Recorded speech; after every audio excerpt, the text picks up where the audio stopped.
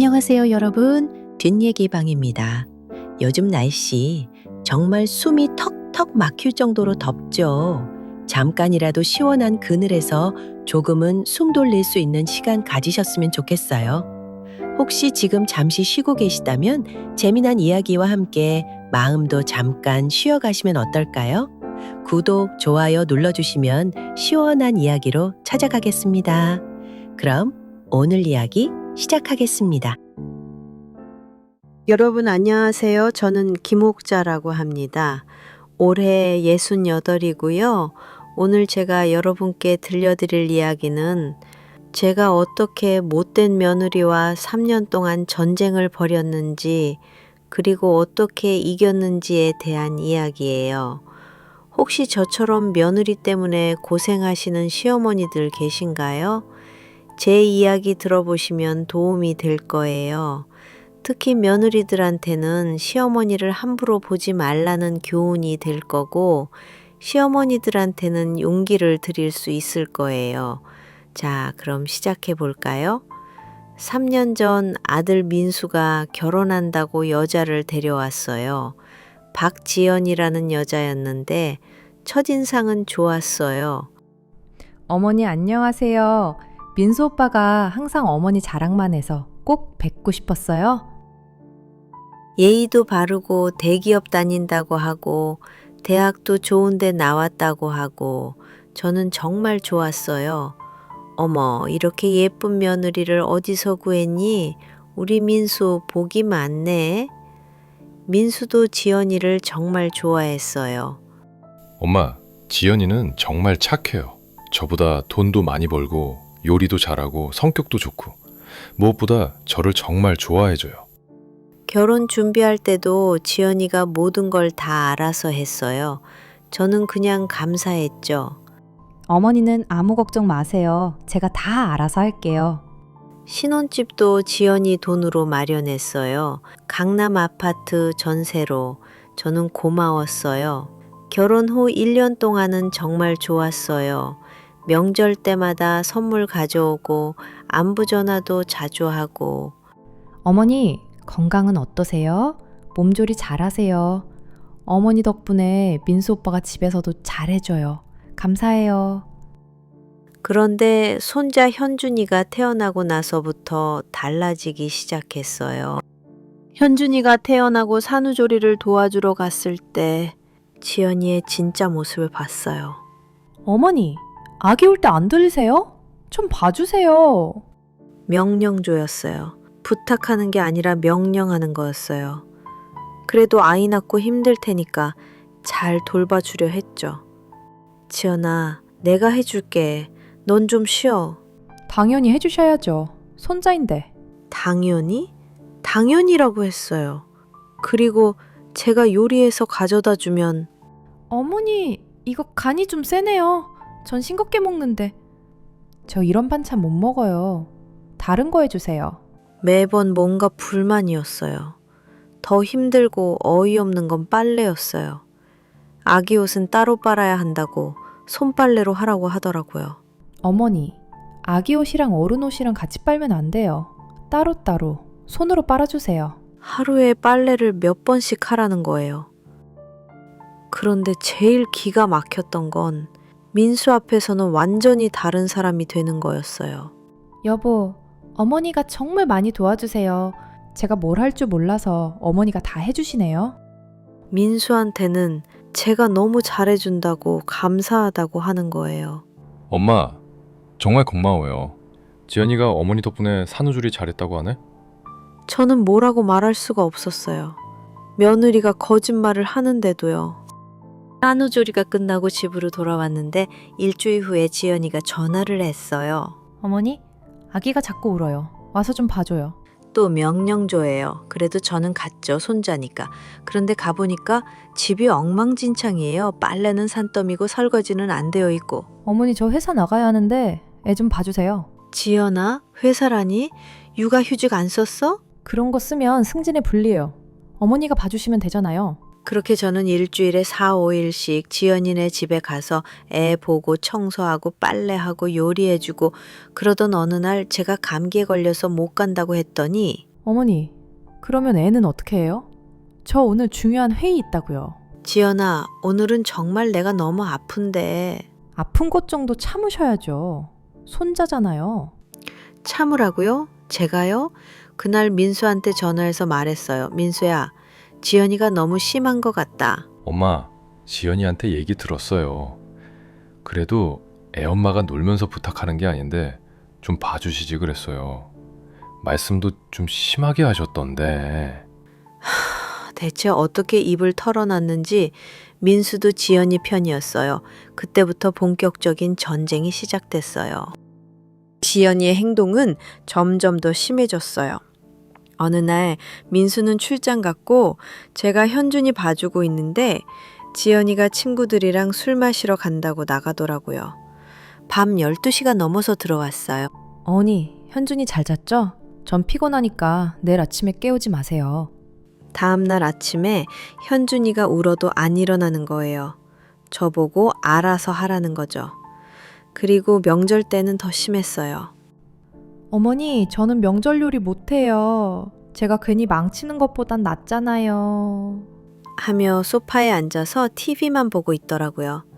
민수에겐 어머니가 쉬라고 했다는 거짓말을 해놓고 저 혼자 10명분 요리를 다 했어요. 그런데 친척들 앞에서는 어머님이 요리를 워낙 잘하셔서 제가 배우려고 하는데 따라갈 수가 없어요. 라며 알랑방구를 끼더라고요. 사람들은 지연이가 겸손하다고 생각했어요. 제일 기가 막혔던 건 제 생일날이었어요. 68번째 생일. 민수가 차에 짐 좀 가지러 간 사이 며느리가 케이크를 주며 말하더군요. 어머니, 생신 축하드려요. 그런데 케이크 값은 어머니가 주세요. 제가 일단 사온 거거든요. 제 생일 케이크 값을 저한테 달라고 하는 거예요. 지연아, 이건 좀... 어머니, 저도 돈 없어요. 집 전세금도 제가 다 냈는데 케이크 값 정도는 어머니가 주셔야죠. 그때 저는 폭발했어요. 너 진짜 너무한 거 아니니? 어머니, 왜 소리 지르세요? 현준이 깨잖아요. 소리 지르만 하잖아. 내 생일 케이크 값을 달라고 하는 며느리가 어디 있어? 어머니, 요즘 시대가 어떤 시대인데 아직도 그런 구식 사고를 가지고 계세요? 며느리가 시어머니한테 무조건 해줘야 한다는 법 있어요? 그날 밤 저는 결심했어요. 더 이상은 안 되겠다고. 다음 날부터 저는 지연이한테 가지 않았어요. 어머니, 왜 안 오세요? 애 봐줘야죠. 나도 할 일이 있어. 갑자기 이러는 게 어딨어요. 어머니, 손자잖아요. 애는 네가 낳았으니까 네가 키워. 나한테 케이크 값까지 달라고 하는 며느리한테 뭘 해줄 이유가 있어? 그 후 며느리가 민수한테 말했나 봐요. 민수에게 전화가 왔어요. 엄마, 지연이한테 뭐라고 했어요? 힘들어도 좀 봐주세요. 용돈도 두둑히 드리고 있잖아요. 지금 현준 엄마 회사에서 중요한 시기인데. 용돈? 민수한테는 저한테 용돈도 준다고 말했나 보죠. 저는 구경조차 한 적도 없는데 말이에요. 민수야, 됐고 지연이한테 말해. 육아휴직 쓰라고. 엄마, 꼭 그러셔야 해요? 왜 내가 무조건 봐줘야 해? 내가 현준이 엄마야? 도대체 그게 민수한테 뭐라고 해놓은 건지. 민수마저 완강하게 나오니 너무 화가 나서 소리를 지르며 전화를 끊었어요. 그 후로 일주일 동안 연락이 없었어요.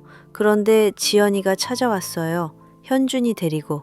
어머니, 정 안 봐주시겠다면 현준이 데려가세요. 뭐라고? 저 회사 그만둘 수 없어요. 어머니가 키우세요. 이 여자가 아이를 저한테 떠넘기려고 하는 거예요? 야, 이 미친 여자야. 네가 낳은 애를 왜 나한테 떠넘기려고 해? 어머니, 말씀 좀 조심하세요. 전 어머니 며느리예요. 며느리? 너 같은 며느리가 어딨어. 뒤에서 호박씨 까고 온갖 노동을 시키는 며느리가. 안 되겠다. 너 이혼해. 이대로는 내 아들 바보 되는 꼴 못 보겠어. 이혼이요? 어머니가 그럴 권한이 있다고 생각하세요? 됐고요. 애 안 봐주실 거면 가볼게요. 그 후로 일주일 동안 진짜 전쟁이었어요.